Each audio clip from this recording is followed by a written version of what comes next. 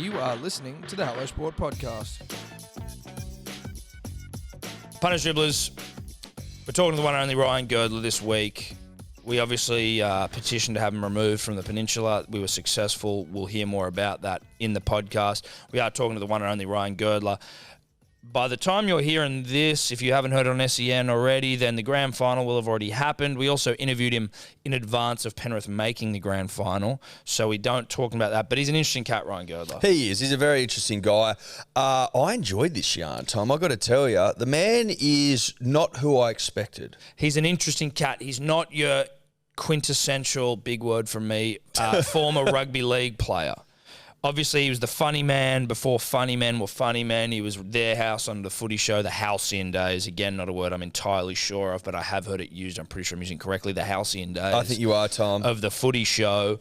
Into, post-career where he sort of didn't watch the game for fucking years. Then back commentating. He's now, living in the bush, essentially. Look, he's living up north, but it was good to pick his brain on a couple of different topics, Tom. It wasn't just football, this chat. That's for damn sure. No. Not just footy, but it was good to get an apology out of him as well, I think. That was nice. Let's get into it. Ryan Girdler. How you doing, mate? Yeah, I'm well, boys. I'm really well. How are you guys? Not too bad. Thank you very much for doing this. All right. Very much appreciated. Pleasure. Yeah. No problem at all. It's always nice to have a chat and do something a little bit left of centre. Yeah, exactly. Well, so this is Eddie, who you haven't properly met here, but Eddie's the other half of the podcast. G'day, mate. Nice to meet you. G'day, Ed. Nice to meet you, buddy. How do you guys know each other? Mates, we went to school together. We're in different years, but we became good chums at university. Yeah. Yeah. Okay. So that's where the friendship blossomed, and that's where the idea for the podcast was birthed. Took about another 5 years. 5 years to get it cracking, but we got there in the end. We got there. What were you studying? What did you boys study at uni? I was doing advertising. Tom was doing radio. Basically radio sales, essentially. Yeah, radio sales, and they were teaching us about the future of audio, and it was not podcasting. So everything I learnt at university largely obsolete at this point. Yeah. That's I think that's the case. I think that's the case in a lot of different fields these days, right? They come out and they think, well, what we covered, with the nature of progress around technology and all those sorts of things, things move and it seems a bit archaic, a little bit like the whole education system at the moment. It seems like it's sort of caught in the dark ages and really not that relative, right? It's kind of weird, eh? Like there's so many facets of society that we focus on, like updating, and we're stuck in the past, and whether it just be around like even just perceptions people have about other people or things. Everything is about trying to progress, but there are certain things like education where it really is stuck in such an old model, and it doesn't even look like many people are trying to change it or talking about changing it. Yeah, no, there's it's funny, especially when you talk about, university and so forth. Essentially university is now just a business, right? It's not about your marks and if you can get in there because of, the amount of people trying to get into a certain specific subject. It's actually about, can you afford to come? And if you can, we're a business, we're going to take your money, and there's different ways that they allow, and people just to do post like their school learning where they can get qualifications, and they can actually, if with the right funding, can bump people out that have come through the system with a better mark because they've got the money to do it. So you learn a lot about the education system when you sort of take your kids out of the system and do different things with them. About, the first questions you ask would be, how's my kids, if my kids want to do something that's going to require an education through university, how do they do that? That's obviously the first question you ask when you pull your kids out of the system, and it just opens your mind, right? So you talk about taking your kids out of the system. What exactly has that looked like for you? Yeah, well, my wife's German, so we had them in the German system. They're bilingual, so their main language they sort of speak with mum around the house is German, and so we thought it was really important that they got a bilingual education. So when we lived in Sydney, there's a German school at Terry Hills, which was good for a couple of different things. It connected my wife with local community and so forth, and made not being away from home such an enormous task. And also, the kids then had the opportunity to do math and German and a lot of the main subjects in their second or their mother tongue, depending on which way you look at it. So for us, that was a decision that was quite easy. So we put them through that system. They both went there until like last year, and then with the chaos and the changes that we saw, different elements throughout the whole world and society, we decided it was time just to get them out of the system and try something a little bit different. So was that like getting them out of the system, and I guess the whole like COVID effect, did that completely change? Was your experience of COVID, did that completely change a lot of the way you look at the world generally? Yeah. I think, well, we were really affected by it because we're in hospitality essentially, right? So Ed, I've got, we've got hospitality venues all through the Northern Beaches and had them for like best part of 18 years. So we had, we were closed down on 4 different occasions, and we had a really healthy sort of business model and 85 to 90 staff members at one point. And then all of a sudden, the rug was pulled out from underneath us, and we had to basically, rebuild and rethink about, what we wanted to do. And if we had an appetite to go through what we'd already done again on the back of, decisions that were made by government that actually had, no bearing on the way that we operated the business. And we were penalised for,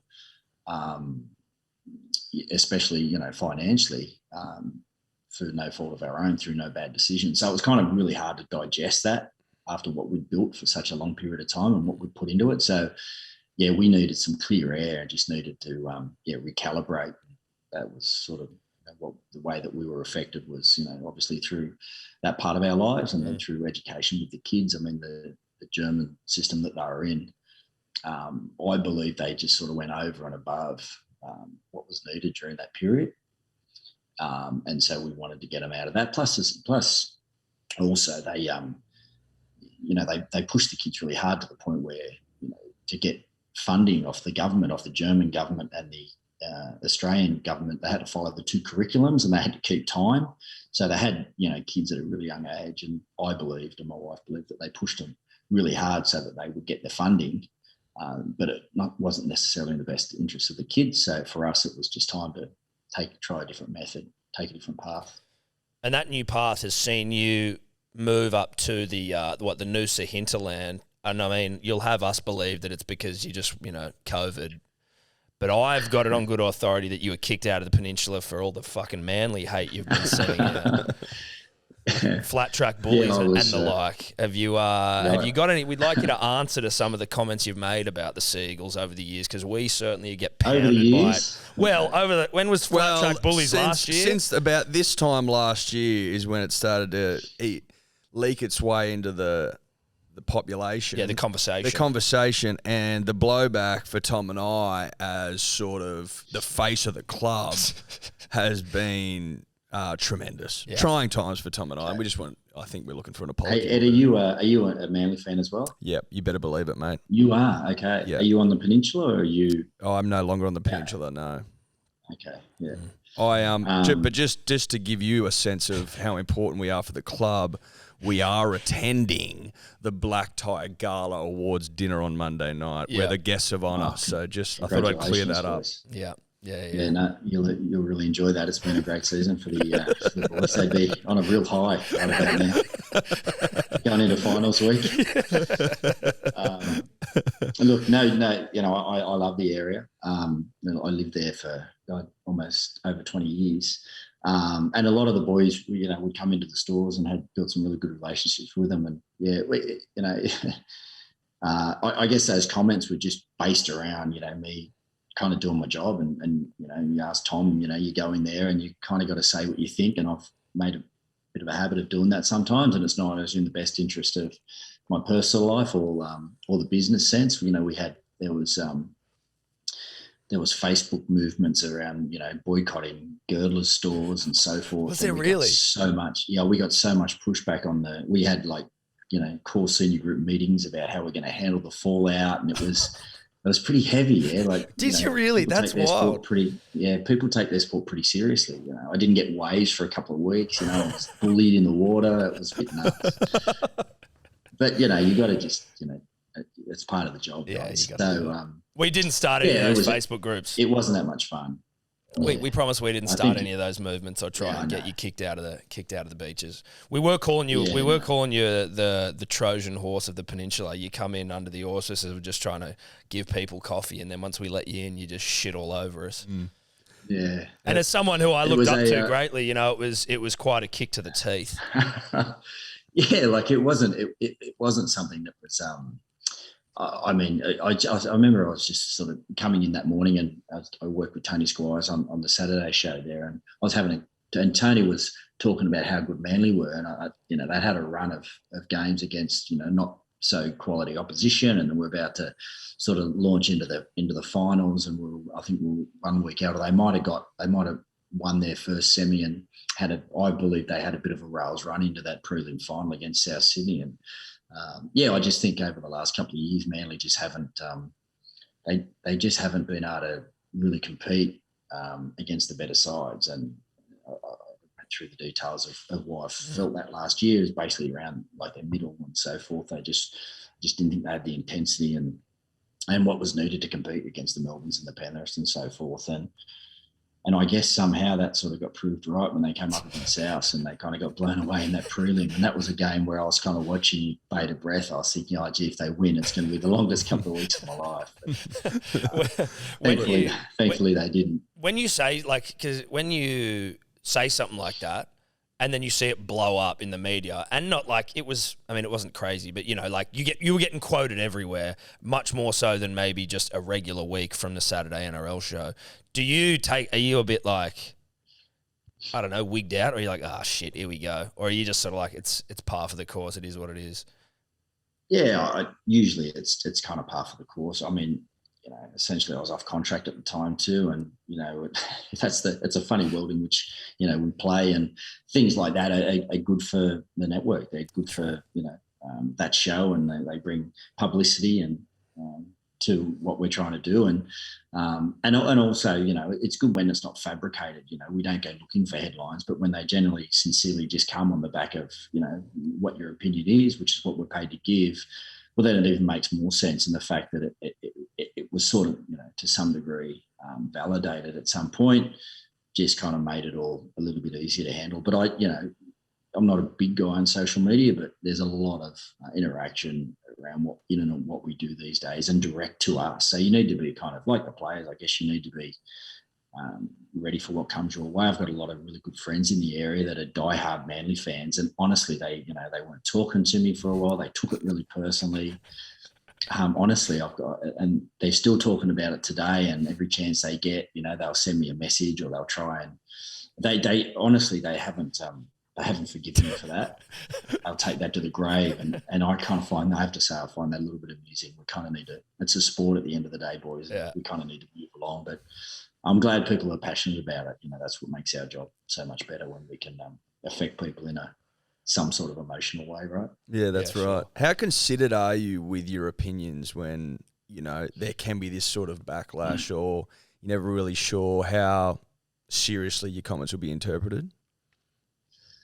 You don't always have, a lot of time to think about it, like especially, when they're discussion based and it's all live, and, sometimes you spend, 6 hours on air, and everything you say, obviously once it's gone, and we don't have an opportunity like you boys to sit back and go through it and edit it and whatnot, so it's exhausting, so you got to make sure that you're willing to stand by whatever it is that comes out of your mouth during that period. So you need to make sure that you're really clear-headed, because you can get yourself in a fair bit of trouble, and not so much trouble, but it can just basically be time-consuming dealing with the fallout of some of the things, and especially around relationships, and coaches, and you've got to be honest and upfront about and willing to say what you actually think. And you've got relationships with a lot of people in the game as well, and I find it, that it's best if you just can't take that into consideration, because if you start looking after people, you start running agendas. I think then it's really easy to fall on your sword, because I think you just need to be balanced across, all your opinions, regardless of, like Freddie's a good mate of mine at Origin time, and a lot of good mates of mine and Fitzy and that are coaches and so forth. So if you're going to say something about a coach that you don't have a good relationship with, well, then you need to be willing to say it against someone that you do have a good relationship with. And I think I always take sort of that attitude in, and if I find, I'm sort of aligned with those beliefs, well then, what can you do? You're paid to give your opinion, so you've just got to lay it out there. Now, we will, get a bit of like some more footy-ish questions or career-y sort of questions, but I wanted to touch on, like, you've always been someone from the moment I first met you where it was like you don't seem like maybe what my preconception of like a former NRL player would be. And this is no disrespect to any former NRL players listening, but you're very well spoken. I don't know, you're intelligent, and I'm not trying to blanket all of them, but you're you've got successful. Let me get my wife. I'd love it to hear that. Yeah. I'll clip it up for you. I'll clip it up for you, and I'll send it through. Yeah. But you've got a successful business, and then now you've fled the peninsula to the hinterland, and you've sort of got a bit of a new agey lifestyle. To whatever end you're prepared to share with us what that looks like, I'd be very interested to hear a bit more about it. Okay. Well, I think, I agree, mate. Like, I've never, how do you put it? Like, I've always had other interests outside of rugby league. I've never been a guy that sort of watched when I was playing. I felt like I needed balance, and I needed to make sure I was still surfing, or make sure I wasn't just 24/7 rugby league. And I think some people are up front and they need that and they benefit from that. And I actually think that I probably could have watched a little bit more of it. Now that I'm an analyst, I realised how probably important it was to probably watch. I would watch the big games, and if I wasn't involved in Origin and stuff and finals, I would watch them. And if it was a good Friday night game or the match of the round or whatever, I would have a look at it. But I didn't really probably understand when I was playing the benefits of watching a lot of footy. I sort of, because I watch so much of it now, that I think I actually could have been a better player if I would have watched a little bit more of it. But I believed at the time that I was watching you go in on Monday and Tuesday, you're watching video, and you're just surrounded by the game. And one of the most difficult things I struggled with during my career was you lose a perspective of what's going on the outside, because essentially you're the topic.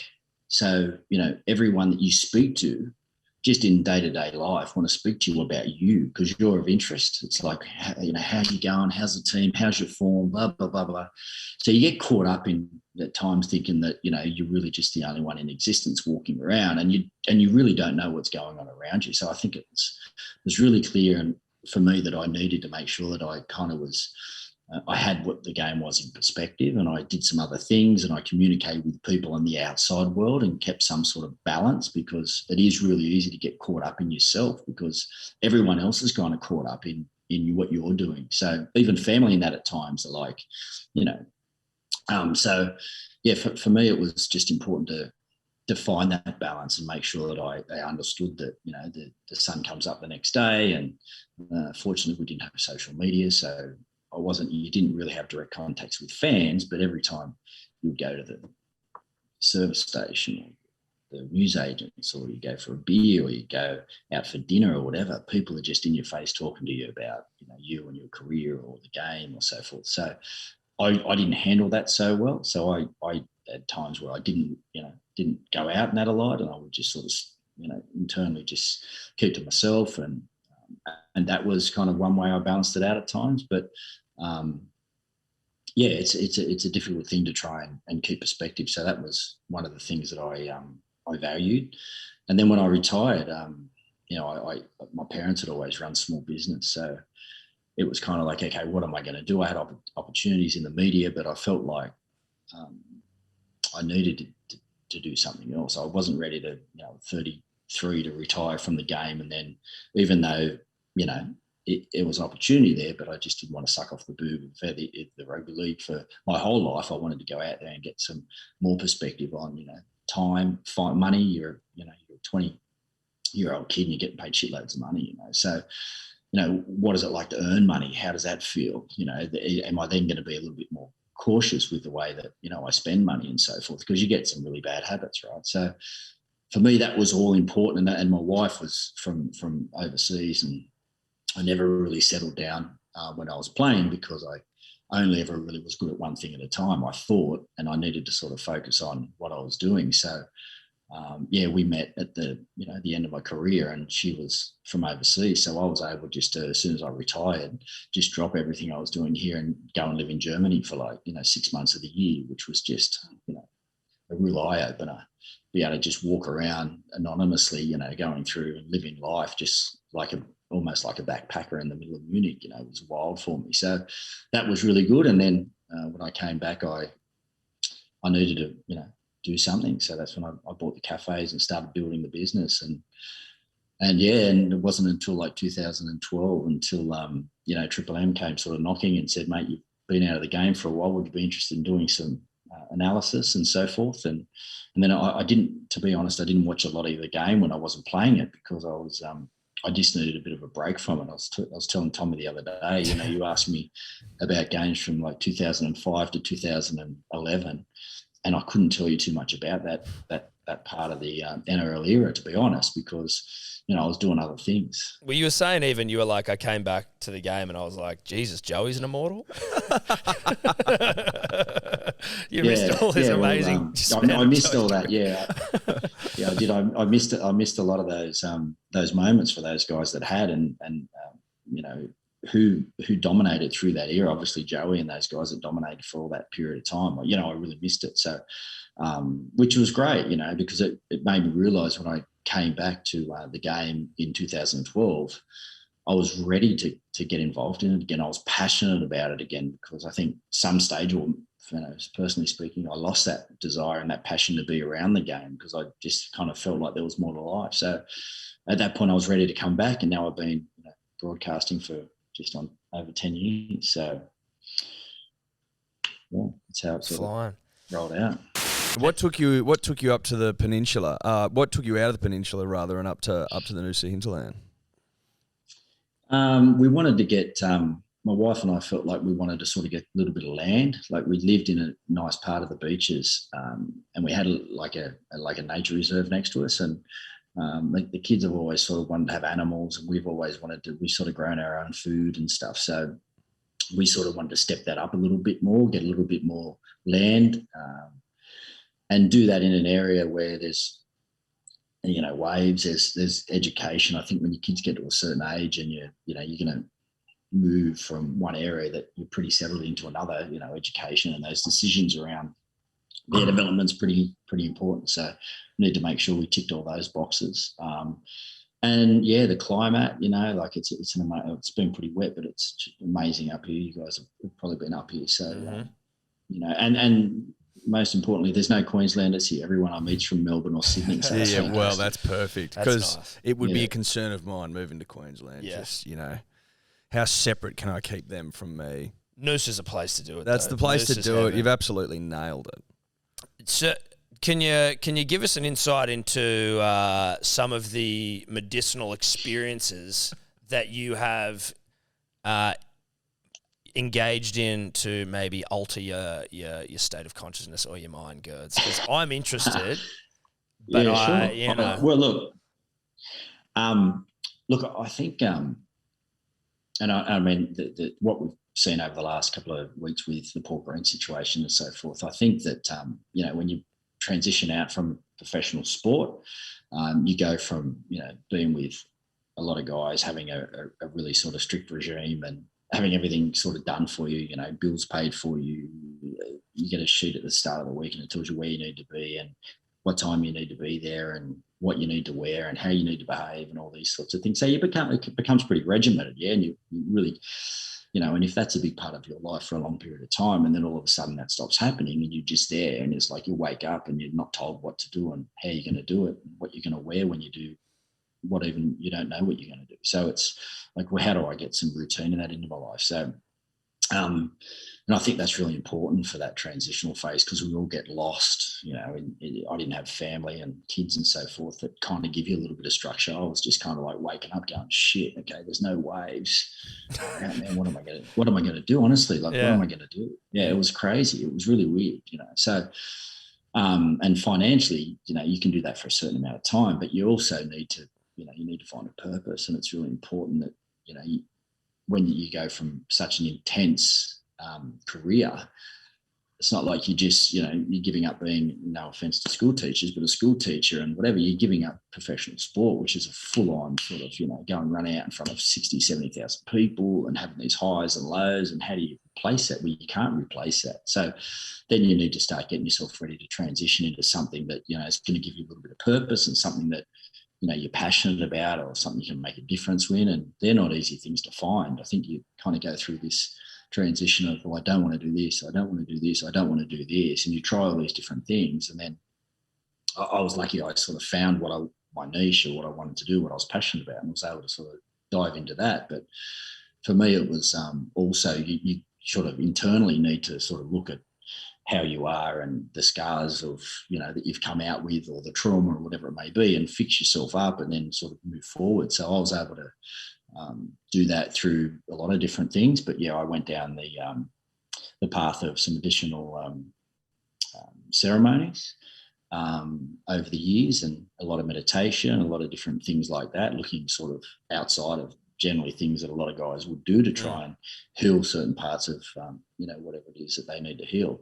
And I to this day, I meditate twice a day, and it gives me a really clear head and keeps me really focused. And I eat really well, eat a lot of organics, mainly only organics. We grow a lot of our own food, and if we eat meats and stuff, they're the highest quality and so forth. And that's the way I've sort of chosen to live and raise my family. So, but my business partner's Colombian, and his wife's holds ceremonies with a thing called San Pedro, which is like a cactus, which is not like most people have probably heard of.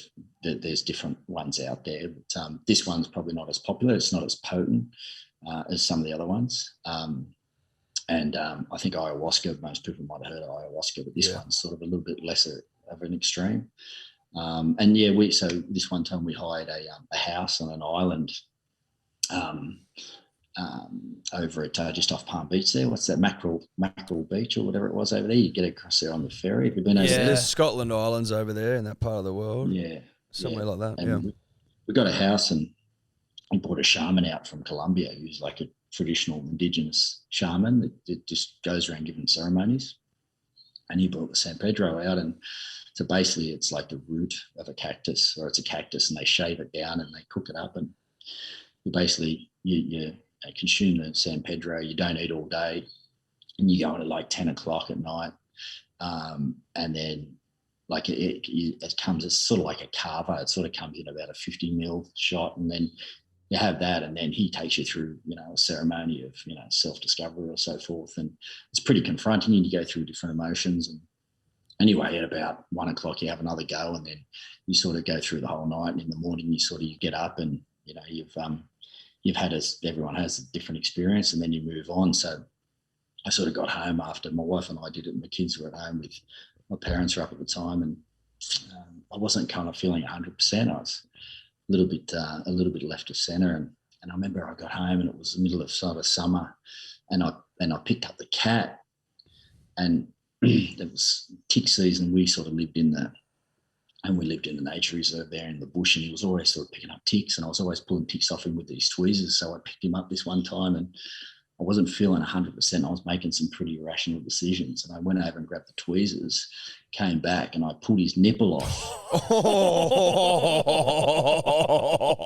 Yeah, I pulled the top of his nipple off. I thought it was a tick, and he still hasn't forgiven me, the poor bastard. No. So if you're going to have any of those experiences, just make sure you're Stay away from your cat. Stay away from the pets or the ticks. Far out. But I mean, there's some really good. We've had some really good experiences doing, trying different methods like that, and I mean, they're cultural things that have been happening in certain parts of the world for long periods of time. So it was an honour to be able to do it a couple of times, and I think it's something that you can sort of check in. And I mean, you don't do it on every week, but I think there's opportunities there. People who are ready for those sort of experiences should look them up. Definitely. They do really help. You even see now like the prevalence of like mushrooms being used to help people who have got depression and stuff. And I mean, I don't have depression, but I've certainly had mushrooms, and afterwards I feel more clarity after like, you know, a go on the mushrooms than anything else. There's something about it when you come back from it where you're like, I've done a bit of sort of like mental inventory of a lot of shit that's, you know, in my life, and you're able to sort of, at least for like, you're good for like a few months and then it's completely gone again.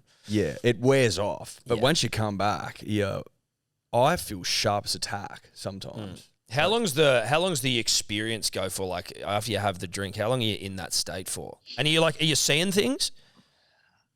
Like it's different. It's different for everyone. Like for me, like my fingers and toes were like were bulbing, and there was different experiences. It's obviously a psychedelic, so things do happen. But I think it's the benefit of doing it in a certain way is having someone there facilitates it and then takes you through the journey with music and prayer and all that sort of stuff. Or, you know, I don't really know what they do, but but it's like probably a 12-hour experience where you sort of start around 10 and then you come out of it probably at around 9 or 10 the next day. So it's sort of through the night on an empty stomach, and it's pretty cool. It's good fun. Where do you personally get out of experiences like that? You talked earlier about, you know, some people needing to heal certain parts of themselves. Was there anything specifically that you were looking to help achieve, I think, with a...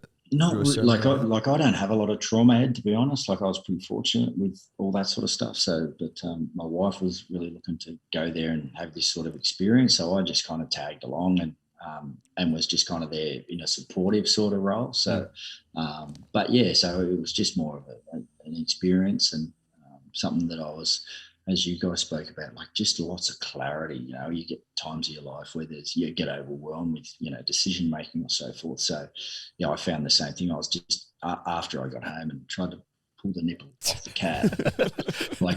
After that, I was actually, I was able to make decisions, and especially it was a time of life we were going through a fair. It was a couple of years ago, so we're starting to think about, you know, moving and things like that. So just clarity of thought, career wise as well. So it was just able to, you know, it was like you'd kind of think in a different realm for that period and see things just a little bit differently. Sometimes from an outside perspective is good because, you know, sometimes you get caught up in your own head trying to make decisions and you just go round and round in circles. So, it was kind of good in that regard, that's for sure. What does it frustrate you when there are these sort of alternative medicines, for lack of a better word, like mushrooms, for example, that have such a benefit, at least in my experience, when it comes to things like mental clarity and seeing the world a bit differently and honing in on areas that you might need to improve or things that you need to be grateful of? Like, does it frustrate you that, you know, things like that are so taboo within society still? Yeah, I think that's sort of changing, right? I think we've had a really good opportunity to have a look at Big Pharma over the last couple of years and some of the decisions around that they've made and so forth. And there's other remedies out there, and these things are, you know, thousands of years old, you know. And I think it's all about having those experiences in the right environment. You know, it's not like, you know, dropping some mushies and going to the pub all that. I wouldn't encourage that either. The pokies will wig you out, I can tell you. Don't do it on St. Paddy's Day. But I really think that, you know, there's some people out there that need that need those sort of experiences, and it shouldn't be so difficult to get that. And the fact that it is difficult, I think, especially, I mean, you know, you need to look at some of those culturally rich countries where this part of, you know, that is just a natural way of healing, and they don't look at, you know, they're not going into the pharmaceutical stores and talking about, you know, getting some sort of off the shelf remedy to fix up a certain situation. I mean, they're digging a little bit deeper, and I think it's good that it's becoming a little bit more. It's topical, there's more discussion around some of those things now, and I think that's important for, you know, for us moving forward, that, you know, those things are possible at some point. Some people need help. Also, you talk about your meditation. It's funny because I was having this chat with my wife about meditate, because she meditates all the time, and around, like, I guess male perception of meditation and like that, you know, dudes who meditate are a bit more like dreadlocks, barefoot, stinky, hippie sort of thing. But obviously that's not the case. And someone like yourself who is a, you know, a refined and modern gentleman, Girds, if I can, you know, if I can throw that compliment at you. But, you know, who's able to sort of present meditation in a bit more of a, well, in a different light to maybe how you could see it being stereotypically presented. How'd you get into meditation, and like, what's the experience there like for you? Like, what do you do twice a day? How long for? I sort of, I've probably been, I don't know, 5 or 6 years now. And again, you know, my wife drove a lot of these changes in my life, to be honest, because, you know, you're not always aware that there's, you know, these options out there. And we went to some guys up there in Avalon and had sort of weekend learning how to actually do it properly, which was pretty important, you know, and give you some triggers. And I actually forget what they all are now, because it becomes just kind of part of your sort of day-to-day practice, right? So, and then it's just about, you know, building those routines. And like anything, you know, for me, it was not so much that I was meditating, it was the fact that I was forcing myself to do something consistently twice a day. And I think that sometimes just becomes as important as what you get out of the meditation is actually then building certain routines and that into your life, because it builds discipline, right? And I'm a guy that kind of, you know, likes to have discipline in their life. I've always lived a pretty disciplined existence. So, you know, not having any discipline, I get really unsettled. You know, it gives me actual sort of freedom. So I need to build things into my day that I know that, you know, they're points that I can hit. I'm a little OCD in certain elements of my life, and as opposed to trying to fight that all the time, I just, you know, understand what I need to do for it. And those times that I take out to meditate and train and do my own sort of programs, you know, what gives me that kind of freedom. But when I'm meditating, I find that, again, it's a little bit like if you go in with a lot on your mind, having the discipline to actually drop it all, and then you'd be, you know, really, I think you'd be really sometimes surprised at the clarity you can come out of that with if you're willing to drop it all. If you go in there and you just sit there and your mind's going a million miles an hour, you may as well just keep walking around the house doing something else, you know. But if you build the discipline in and you get to the point where you've been doing it enough that you can just drop everything as you go in there, because you know at that point that's what's going to get you the best result. Well, then I find that you come out and some of the decision making that after that it's so much easier, it's so much simpler. So that's another thing. Once you start, I think, around, you know, fitness and routine and anything like that, once you start feeling the benefits, that's the reward, right? That's what it is. It's like, well, I want to feel like that, so therefore this is what I need to do to feel like that, whether it's eating healthy, whether it's exercise, whether it's meditation, surfing, whatever it is. And then when you're feeling really good, it's like, well, I feel great. Why do I feel great? This is why. Well, then I'm going to keep doing that. And that's the motivation for me. How long do you do it for? I usually do it between sort of sometimes half an hour morning, half hour in the afternoon. If I can, sometimes if I'm deep, I'll just sit there longer, and it can take, you know, you can go for an hour, but I'm minimum sort of 20 minutes to half an hour. I don't like to do it any less than that otherwise. But if I don't force it, like if I've got a lot going on and there's shit in the house and it's noisy and whatever, and I'm trying to do it and it's not happening, that I don't force it. Yeah. Same as with training. I just like acknowledge that now's not the time. I'll get back to it and move on and do something else. And once you started it, how long did it take? Because again, my missus has been pushing me hard to try to do it, and I'm just like, yeah, I will, and I never do. But like, how long once you start does it actually start to work? Like, how long are you having to persevere through it and nothing happening? I reckon a couple of months. Yeah, I don't reckon it's a quick fix. But I mean, you don't.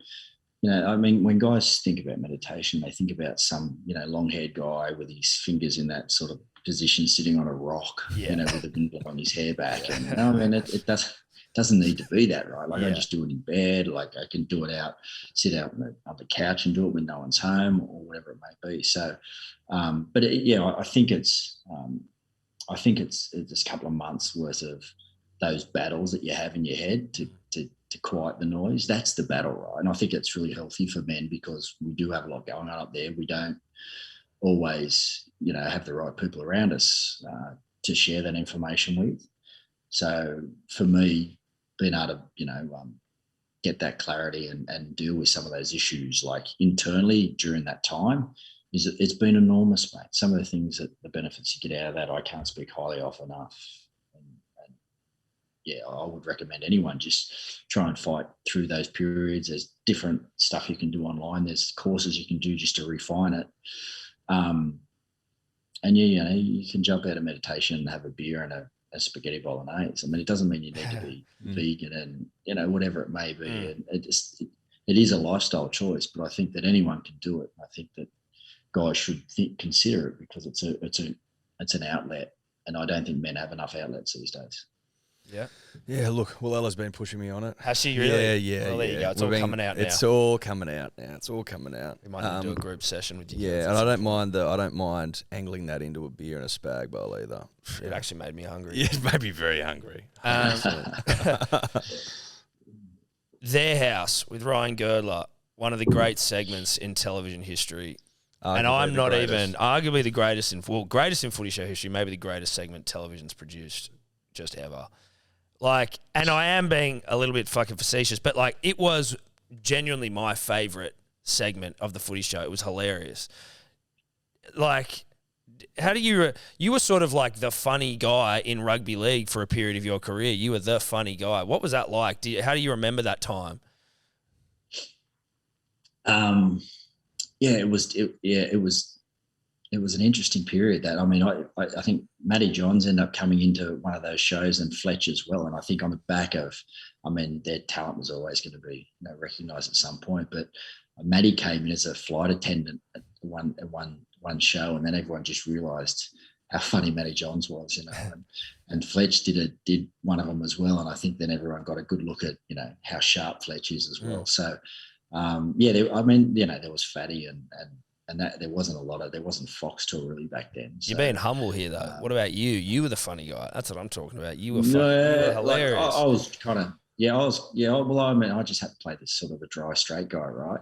But that to me was the thing that was funniest about the way you did it. And again, I'm sorry, I just feel passionately about this, Girds, and I don't want you to start talking about Fletch and Matty, who are funny in their own right. But like, the way that you delivered those lines in Their House, that when they were the straight lines, and like there was one where you jag a 3-pointer and you to Gordy's mum's house or something, and it's just like, oh yeah, look, I come around a lot. Like there were just so many of these lines. Did you? It's brave, huh? Yeah, well, very. Yeah. Did you come up with these? Like, did you write? Were these things like scripted or written? And like, did you do a lot of the production around it? How involved were you in all of it?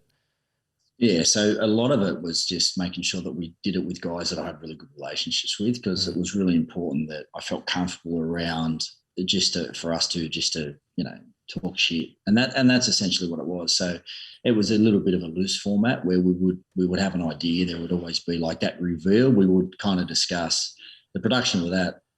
Simon Still did it. Like was really cool. So we'd sort of come together and just work out, okay, what's a good reveal? What's relevant to the guy that we're going to do?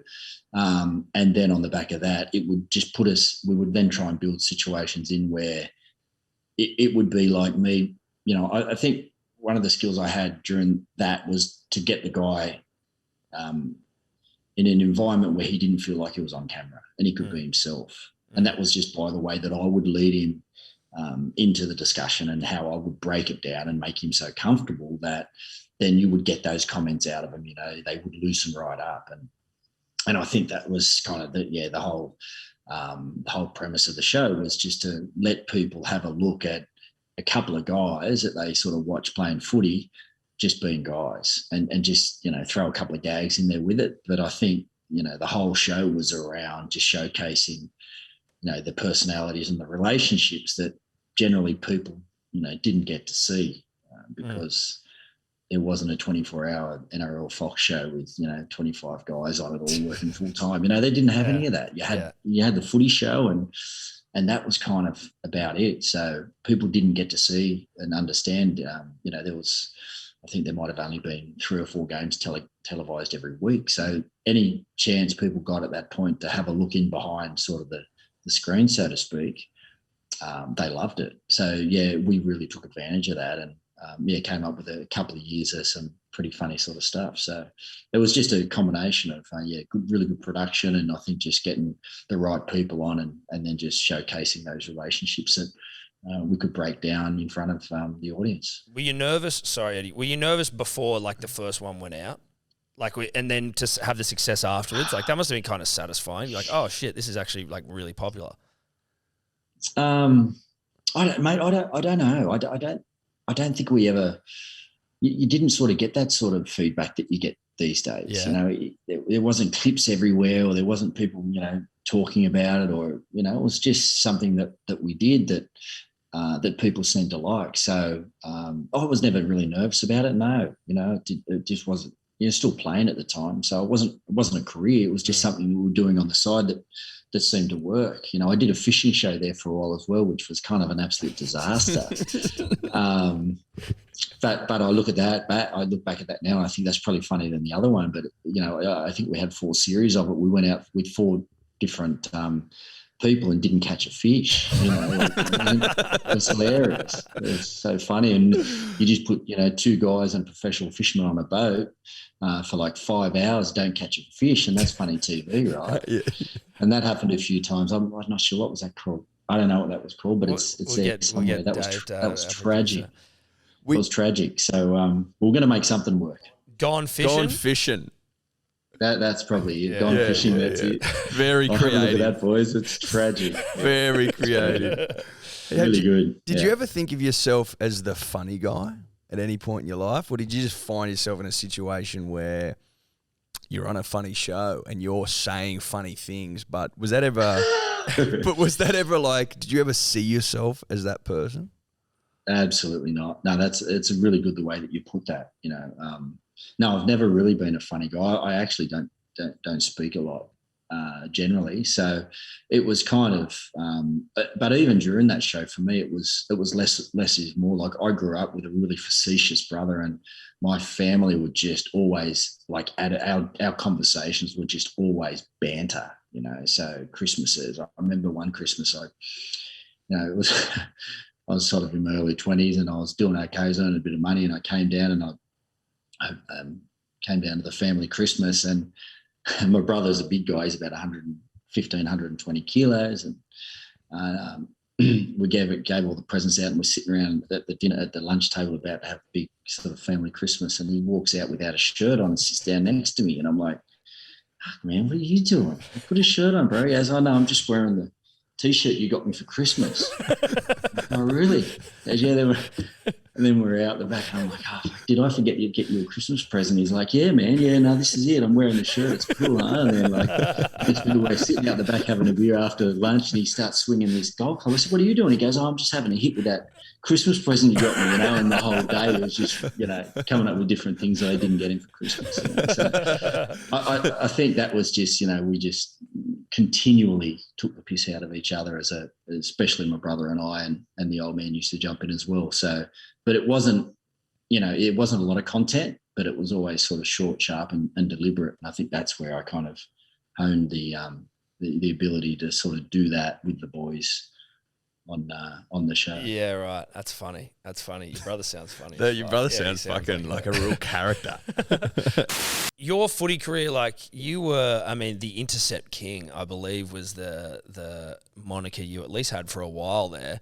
You also had all these records across like games played, like point scoring records and that sort of stuff in Origin and club games and stuff. Were you a hyper competitive person as when you were younger, and like did that drive your success, or were you just a gifted younger player? I was like a board flipper over. Okay. Yeah, I was that guy. Okay. Like family, I was really competitive. No wonder you've taken up meditation. Really competitive. Like did not, when you've got an older brother, that knows how competitive you are and he doesn't really give a shit. And just tortures you, for like years and years and years, and do things like, I would go out the back and he would be batting, and I would bowl to him for like 40 minutes, and you'd get him out once and you'd say, oh no, you got to get out, 3 times. You get him out 3 times in 40 minutes, and then he'd put the bat under his wing and go, that's it for me today, and you would get that. shit like that, and then I would like literally chase him with the stumps, and so yeah, just any sort of game, I found myself like, and I really have to watch myself now because I've got two girls, 12 and 10, and like we play a lot of chess and we play a lot of board games and so forth, and I really, and I'll never let them win, but I really need to be conscious of. I really need to be conscious about how competitive I am, like in this family environment with my, my wife and my two kids. It's like I need to pull up every now and again. Well, win's a win, mate. Yeah. So yeah, I guess you could say I was a little bit competitive, but were you always good? I don't know. Were you always good? Like you know what I mean? Like with from a footy context, like do we always naturally gifted, or did you work? Did you have to work? No, hard I was really little. Yeah, that's the thing. Like, I think I had, like I was never that big, and I only made sort of junior reps from about 17 on. I actually gave up footy for a couple of years and surfed. So I surfed. I've been surfing since I was 8, and I actually got to like it when I was about 13 or 14, and started surfing instead of when the surf was good. Instead of going and playing footy, and the old man pulled me aside and said, "Mate, you need to make a decision. What are you going to do? You're going to surf or you're going to play footy?" And I said, "I'm actually going to surf." So I gave team sports away for a year and a half. And during that time, I had all my mates that were playing in the local footy. So I go, "Mate, come back. I'm like, nah, I couldn't be bothered. I'm not into it.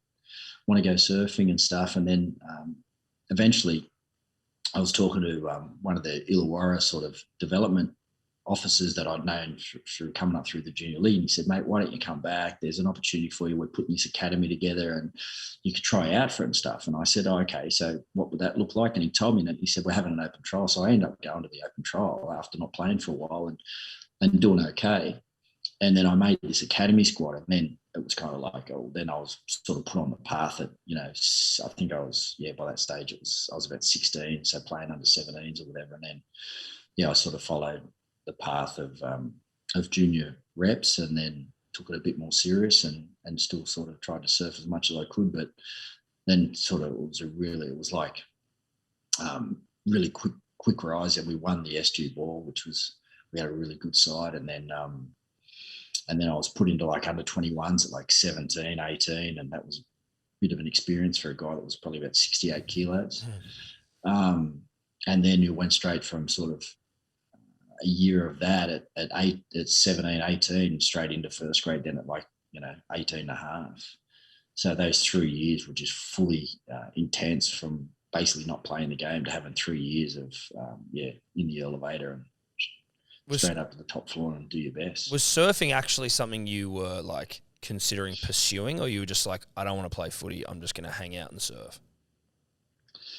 I had a couple of local sponsors and so forth when I was that age, and I was in board riders and stuff. So I was going okay. I lived like about 800 meters away from sort of North Wollongong Beach, and I was there every day for like 6 or 7 hours. So you get 3 sessions in. So I wasn't considering it as a profession, but I was definitely doing it right, winning some local competitions and so forth, and starting to do a little bit of travelling with it, and just really enjoyed it. Yeah. Did you idolise any of the guys back then, like Occy or anyone, or was it just you just like going out and playing? Yeah, no, I'm good. When did he win? He win like 99, I think. Like 99. Yeah. So yeah. Did you have him up on the wall? Early.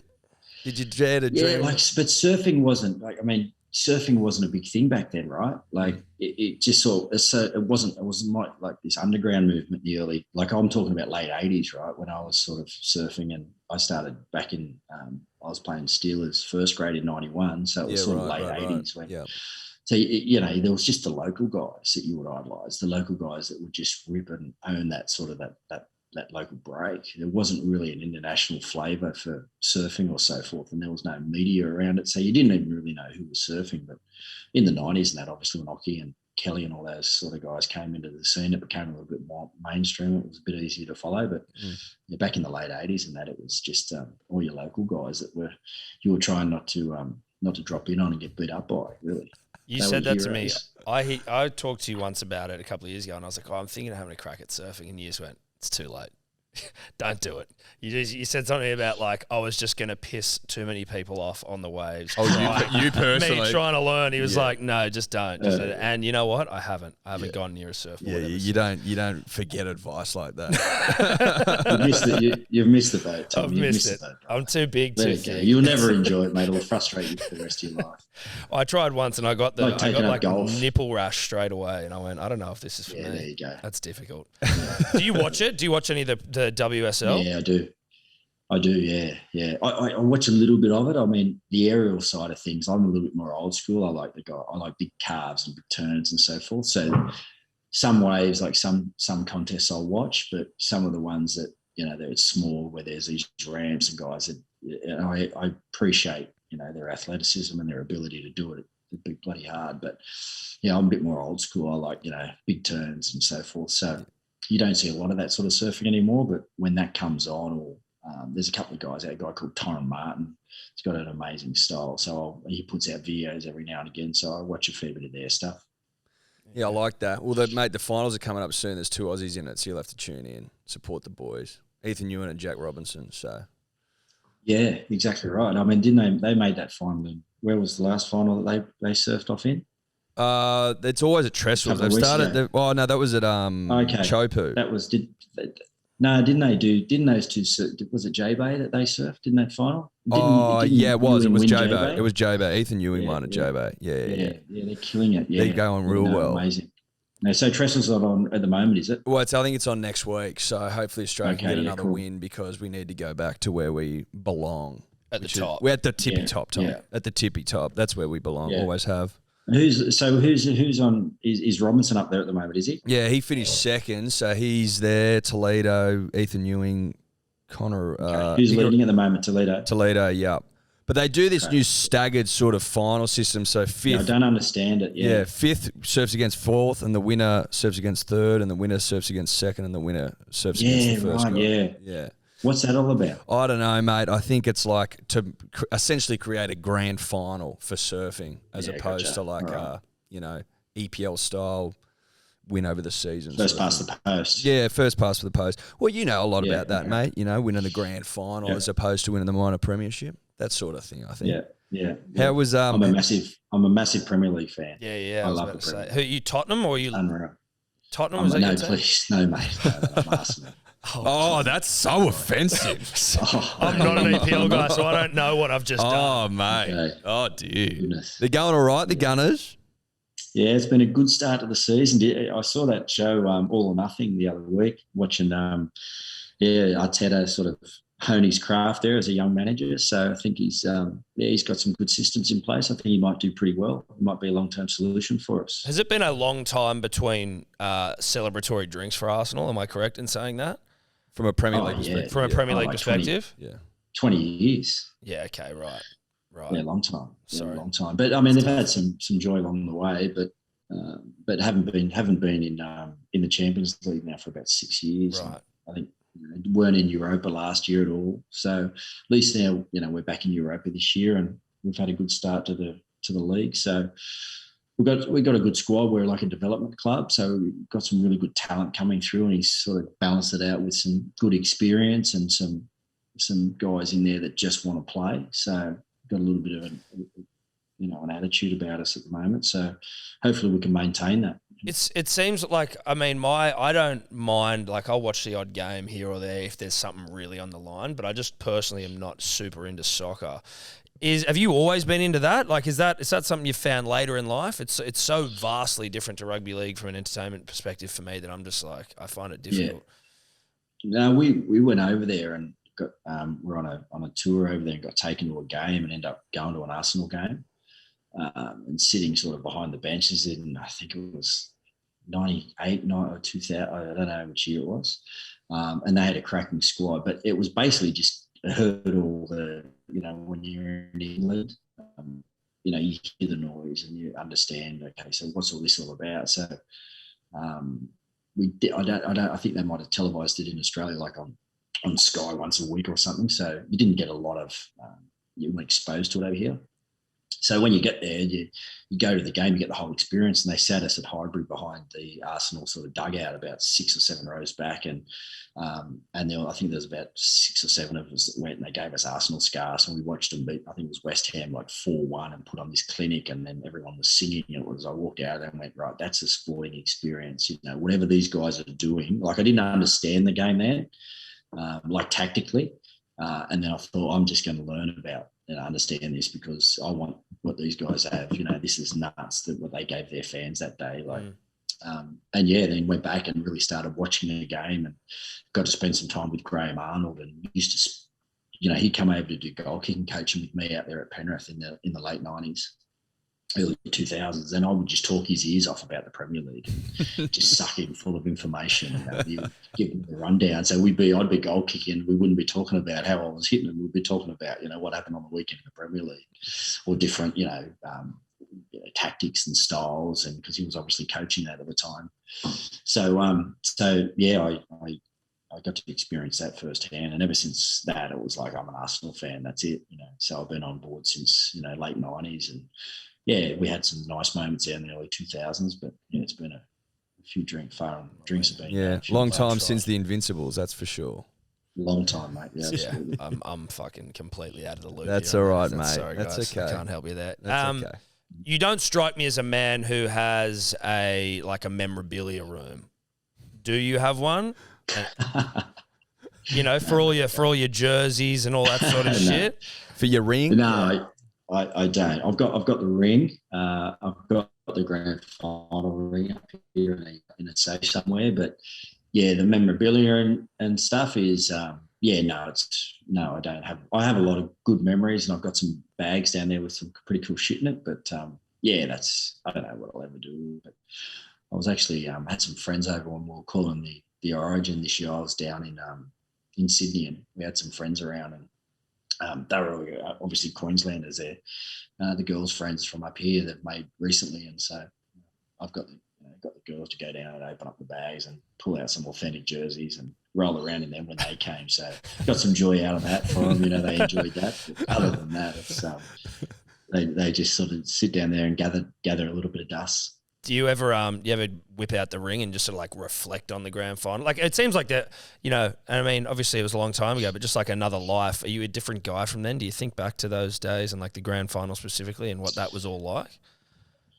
I think because I'm so involved in the game now, Tommy, it's just always there. So especially when you're leading up to the week, and same as with Origin or big games, I think because I'm so invested now as a broadcaster that you can't help but think about how you were in those situations, or then it gives you a little bit of a different perspective too. Because when you're kind of doing it, you just think, oh, that's cool, that's been done now, and you kind of move on. But when you get to see it from as supporters or a commentator's perspective, and you see them go through these different stages to get to that certain part of their career or whatever, you kind of really get to appreciate it, and then think about, oh, well, I did that, I was able to do that as well. You see how hard it is for them, and you kind of think that it just sort of happened for you. But then sometimes you get to look back and go, man, I worked pretty hard to get that, and I'm really proud of what I actually did, because when you're doing it just seems like that's what you need to be doing. So you get to reflect a lot, still being in the industry, especially around those seasons at the back at the back end of the year and Origin time and that. So I always wear the ring when we call the grand final, and get it out for one day a year and wear it down to grand final day, and that kind of seems like the time to wear it and put it away again till next year. What do you think about blokes who rock it just because, as you say, it's grand final days a day, but there are some dudes you see getting around where it's just a fucking Wednesday and they're rocking their grand final ring. You're like, mate, whatever floats your boat. You do it. If it makes you happy, get it out there. Yeah. Show it off. Why not? Do you find yourself ever missing the game and those moments and, the competition and the atmosphere and all that sort of thing? Or is that just, that was another life? No, I think I find myself doing that quite regularly, to be honest. Yeah, really being envious of those situations that those guys are in, like those, those Origin sides when they're named, and I get to see those guys going in for the medical. man, I'm so envious. I'm so envious. It's like I just want that to be me in that car going in to get that medical, to have that 10 days, you know, that the whole of it, the experience, whether it's, you know, in front of 80,000 in New South Wales, or, you know, in front of 60,000 at Suncorp, regardless of that. But that whole week, you know, getting to meet those guys, go through that medical, prepare for that game, put yourself in that situation. I actually think, you know, mentally I would be in a lot better position to handle those situations, not physically now, but mentally now. I think to myself, I just wish I had the clarity I had now to take, you know, the armour that I've built over the last, you know, 10 or so years of doing other things, you know, running businesses and having families and so forth, and a bit more perspective, and I think I'm mentally a lot more prepared to handle a situation like that now than when I was in my 20s. And I honestly don't know how I did it. I honestly think to myself, I just wasn't like mature enough at that age to really understand. I think the only reason I got through all those at that stage of my career was because I really didn't understand. And I was so naive, and I just did what I've always done. But I mentally must have, I don't think I really checked in and really understood all those different situations when I was at that part of my career, because I wasn't mentally mature enough. So I actually just think now, if I was able to physically do it, I think I would be a much better professional athlete or anything. But unfortunately, I'm 50. Are you 50 now? I'm 50 in a couple of weeks. Yeah. Wow, mate, you're looking good for 50. You're looking good. Yeah, I would have said early 40s, just like off a vibe. Yeah, 42, you, 41. No, 72. Yeah. So yeah, 72. I'll be 50 in a couple of weeks. So, but yeah, I do. I miss it, mate. I miss the challenge. I miss so many different. I actually miss. I say to my wife, you know, I think about the areas that I could have been better when I was playing, and I'm not sure I was aware of them then, but I'm aware of them now. And it's like, if I would have done this, if I would have done this, if I would have done this. Like, what areas do you think? Because I mean, you know, you reached the highest level. So like, what's the areas I didn't see the value, and it was kind of it was in the industry. It wasn't just kind of me, but I was a little bit. I relied on like anticipation and natural ability. I did rely on that a lot. I worked really hard when I got to maybe 28, when I realised that I needed to work hard to stay where I was. But I reckon from 19 to 28, like weights were like optional for me. As I said before, I didn't watch a lot of the game. I wasn't really that interested in learning about footy.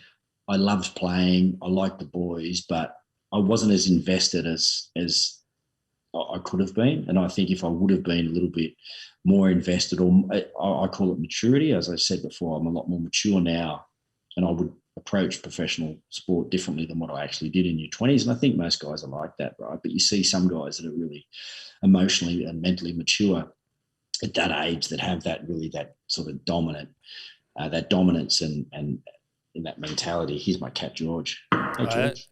Hey, Old buddy. seven nipples, George. Yeah, there's George. He's just started talking to me again after about 8 years. So, Did we get the nipple reattached, or is he a nipple down? No, it was just ultra. It was just in there somewhere. No, it was just the top of it. It was just like the top part. It wasn't the full nipple. Well, that's the most important part of the nipple, right? The nipple part. Yeah, well, he wasn't using it for anything, I figured. So he's a nipple down. Yeah, he's a nipple down. And he's a heap. Yeah. The interesting thing is he's got a ring in the other one, so it's all good. He likes to be different. Yeah. But, the alternative lifestyle's rubbing off on him. Yeah, there you go. Yeah. So lots of. I guess not. I try not to call them regrets, but I guess different parts of your life you go through, and you kind of wish that you could maybe change things a little bit. I would have liked to see what I actually could have achieved if I would have been a little bit. I wouldn't say dedicated, because I was super dedicated, training and that wise, but I don't know. Just I guess mature is the word for it. Mm.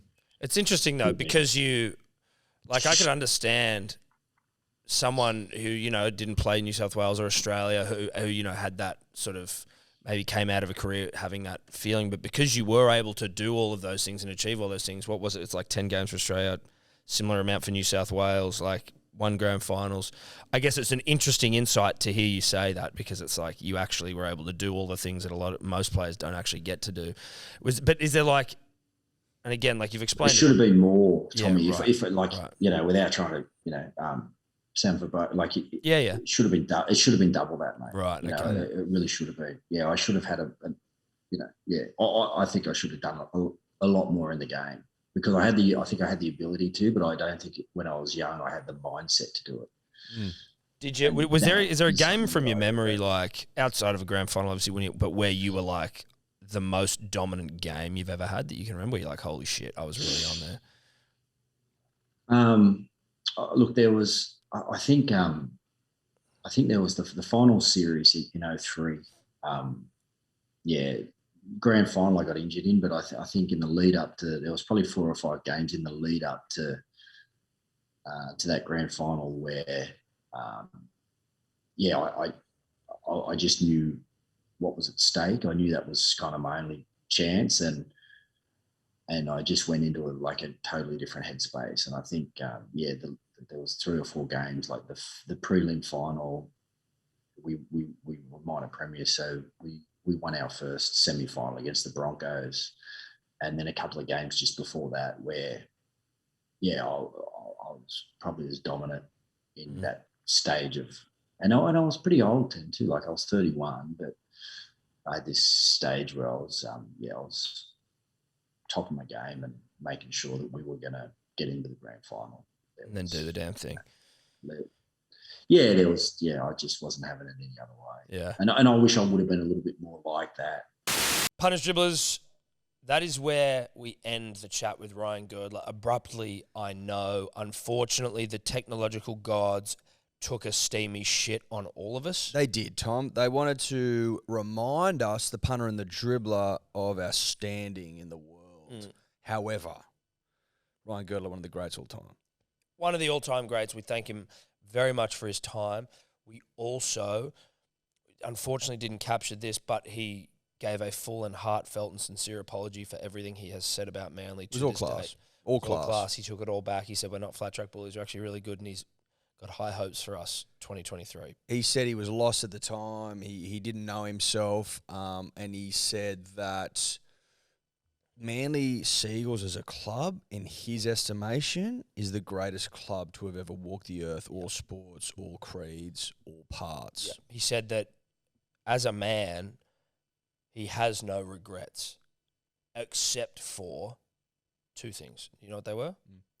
His comments about Manly and having never had the honour of donning the maroon and white and playing for him. Correct. He also said that the happiest day of his life was not his wedding day, not the birth of his 2 children, but when he apologised for what he did to the Manly Seagulls. Well, it was a weight off his shoulders. It was a weight off his shoulders. He said that the air's never been crisper. Yep. It's never tasted as good. The sun's never shone as bright. As bright. So that was nice to get that from Gerds. Yeah, it meant a lot. Listen, understandably, there's probably some naysayers out there, some doubters that go, bullshit, he never said that. No, he didn't. To that I say, have a little faith. Yeah, have a little faith. Unfortunately, the technology gods, they missed out on it. You missed out on it, but it was a moment between just 3 men. In fact, to be honest, it's sort of nice that it was private between 3 proud men. 3 proud, virile men with great heads of hair. Yeah, virile. Some grey more than others. Well, 2 grey, 1 as fucking brown as a berry, just punching above his weight. Shaved it all off because he doesn't give a fuck, but it's still brown, it's still true. Well, shaved it all off because he was feeling a little thick. Well, it certainly has shaved kilos off of my appearance.